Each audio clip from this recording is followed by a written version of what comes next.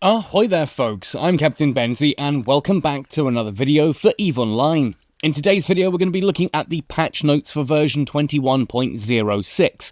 Now this has gone live as of the 20th of February, so a day ago by the time you're watching this, if you've got notifications turned on and you're one of the first people to be watching this. If you're not, make sure you are subscribed to the channel and you can be amongst that elite crew and get all of your information as soon as it goes live. Anyway, what I'm going to do today is go through those patch notes and talk about the changes. Yes, this is a day or two old at this point in time, but it is information that I should have covered because there's some really interesting stuff here. Now, for those of you who've not watched one of my patch notes videos before, be aware that this is basically like a podcast. All you're going to see on screen are the patch notes themselves, so that you can read along with me, and I'll put a link to this in the description of the video as well.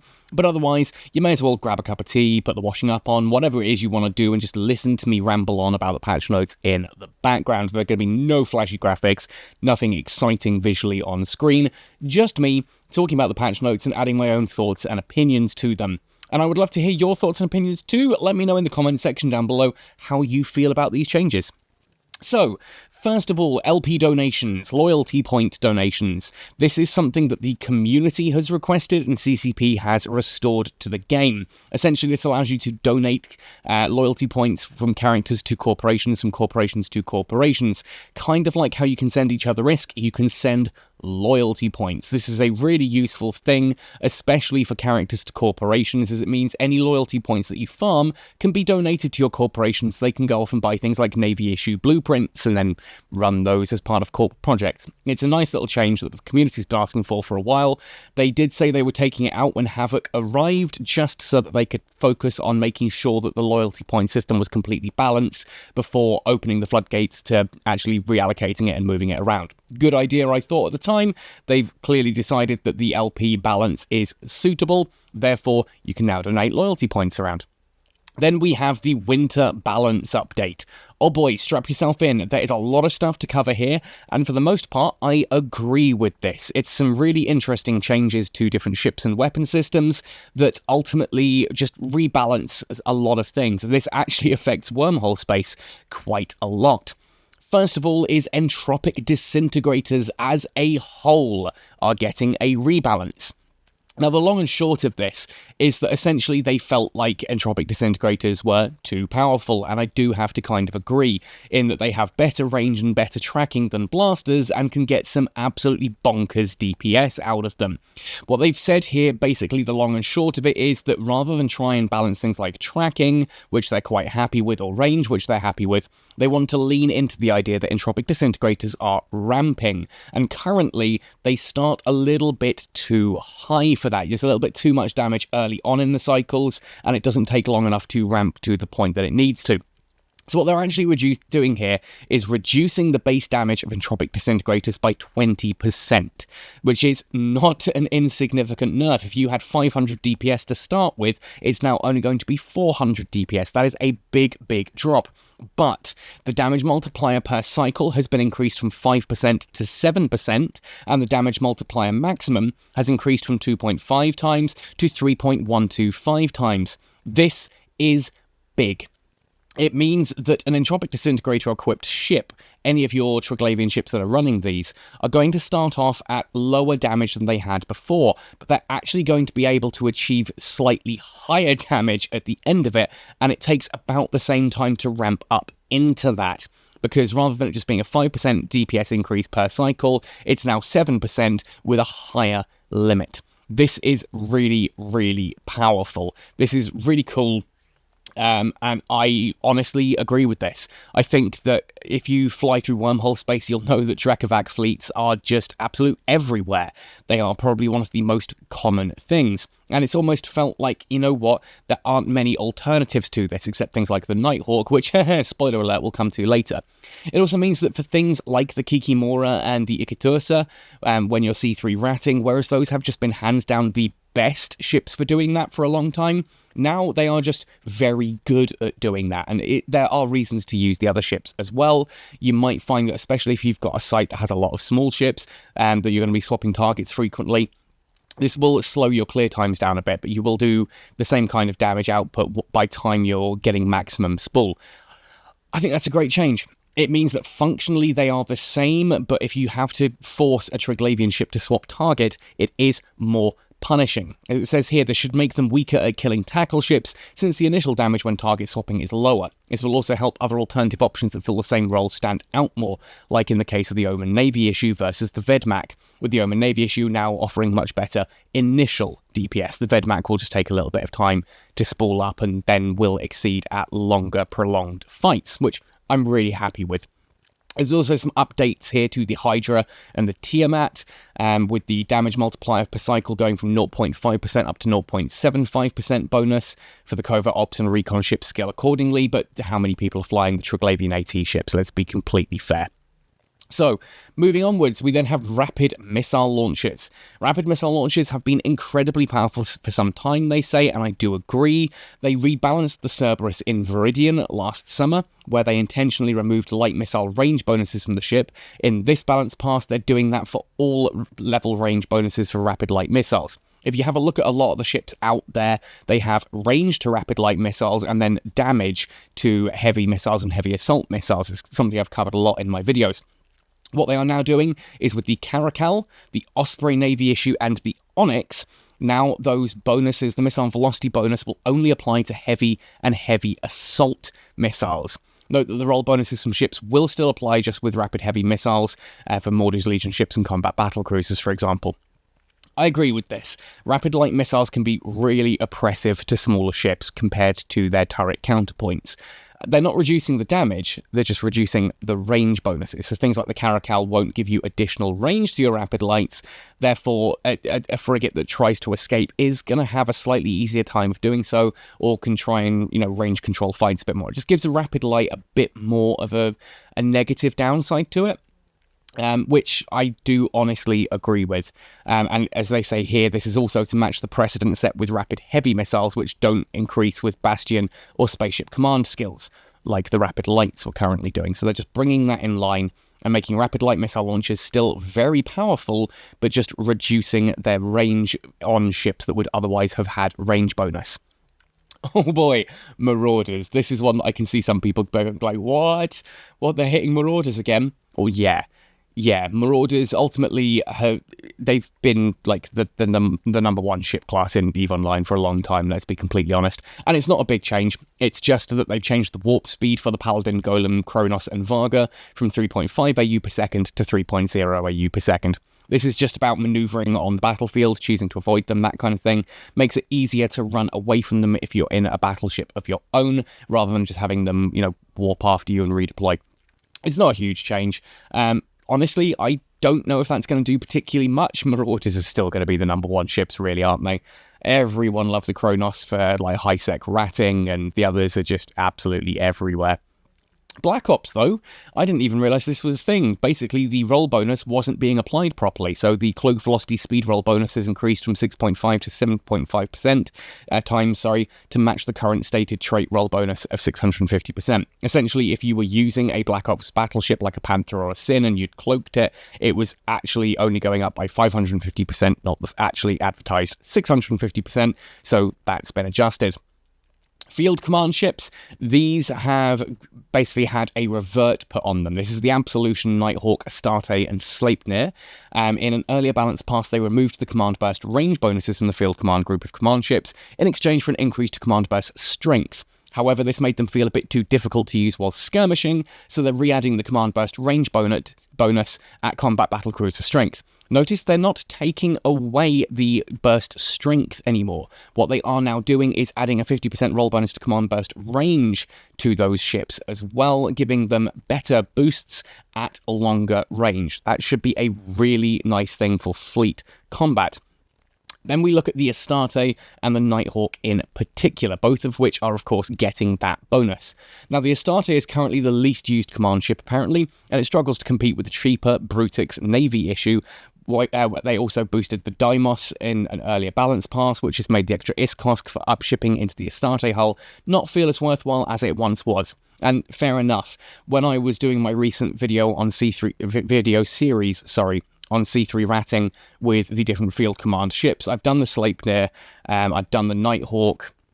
I'd also had a look at the Absolution and the Astarte, and the Astarte I was really struggling with. I just really didn't see the point compared to the Brutix Navy. So what they're now doing is increasing its armor repair bonus. So rather than 7.5% per level, it's now 10% per level to the Gallente Battlecruiser skill.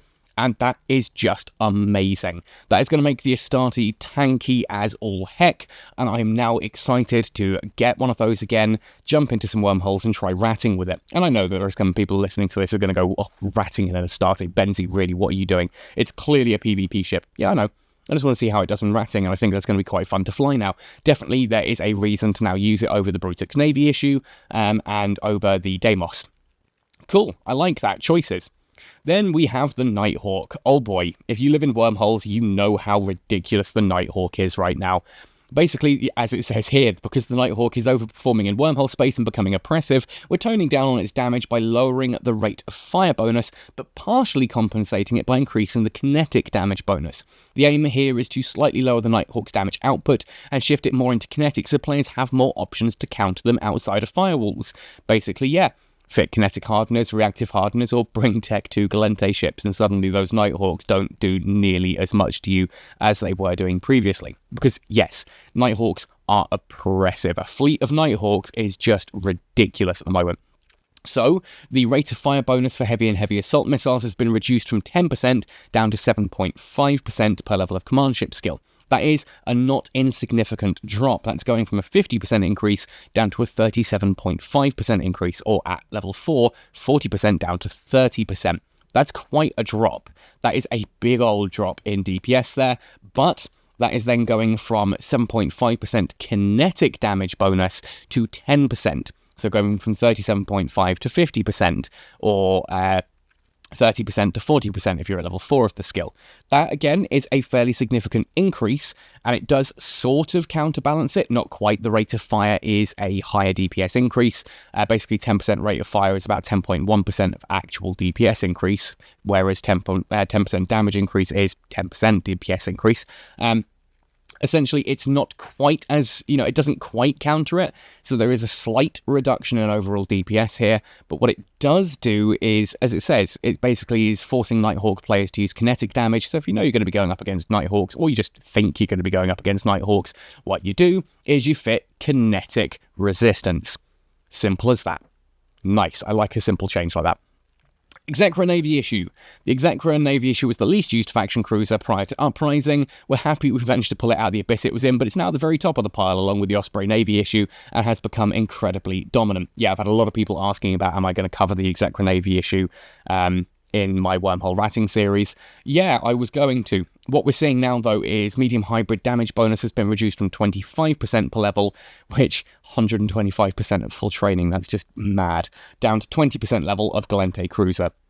So it is, again, not an insignificant DPS nerf, because it is just damage. It doesn't change rate of fire or anything like that. It's just a straight up, 25% nerf to the DPS. It's not huge, but it's fairly large, going from 125% bonus down to just 100% bonus. You're doubling your DPS rather than doubling it in a bit more. Cool. I am excited to see how that one works out. I don't think that's going to tank the Execra Navy issue. I think it will still be a good ship. It just won't be as utterly bonkers as it was. Interesting, though, they say here that they're talking about the whole thing of the Osprey Navy issue has become incredibly dominant, but there's no changes to the Osprey Navy issue. Then we have the Bellicose. Coast continues to have low usage as both an E-War platform and a combat cruiser. With the changes made to rapid light missiles, we want to make sure there are strong Tech 1 options for going all out with medium missiles, which is why we're increasing the speed and power grid output of the Bellicose to help it stand out more against the Caracal as a speedier alternative for shield setups and help enable armor setups. Nice. So the power grid output increasing from 700 terawatts to 780 terawatts. Shouldn't that be megawatts? Oh well, either way. Or no, I suppose 7,800 to going upwards. Essentially, yes, armor modules do have higher power grid requirement. So doing this means that you can armor tank it more reliably comfortably, actually over-tank it in some cases, and the maximum velocity increase, 20 meters per second, is not an insignificant increase to its flight velocity, which gives you some real kick power to that as well. It goes with the Minmatar thing of being faster. It will help reduce the amount of damage that you're actually taking.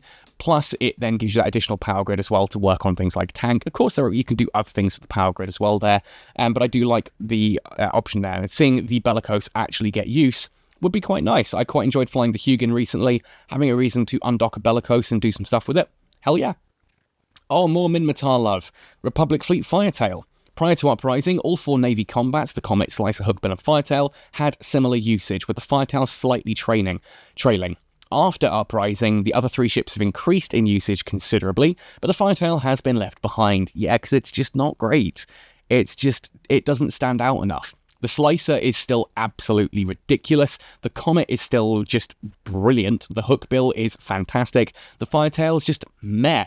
So what they've now done is add a 5% bonus to small projectile fall-off per level of Minmatar frigate on top of its currently existing bonuses. That's really nice, especially with autocannons. That is giving you significantly higher range to work with.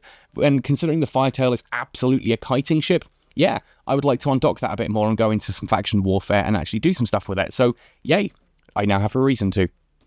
Insurgencies, the closest forward operating base or Zarzak will now appear in the loyalty point section of the wallet when looking at Malakim Zealot to Commando Guri LP. Nice, it just helps you find those a little bit easier. Modules, this is a big one and I really like this. It's now possible to pre-overheat modules while under the effects of Jump Cloak, the temporary invulnerability and cloak you have from recently arriving via Stargate Shipcaster, Ansiblex or Wormhole. This means if you jump through a wormhole and there's a fleet on the other side now, you can actually overheat your modules to help you get out of there a little bit faster. And I am all for that kind of change. I don't know why that wasn't in there before. Honestly, it's kind of annoyed me for a long time, but not something to the point that I've ever wanted to talk about it.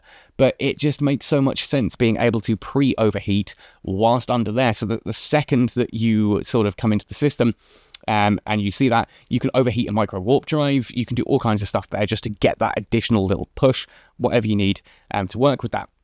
Also means if you jump through and you spot someone who you want to gank, you can overheat your weapons. Isn't that fun?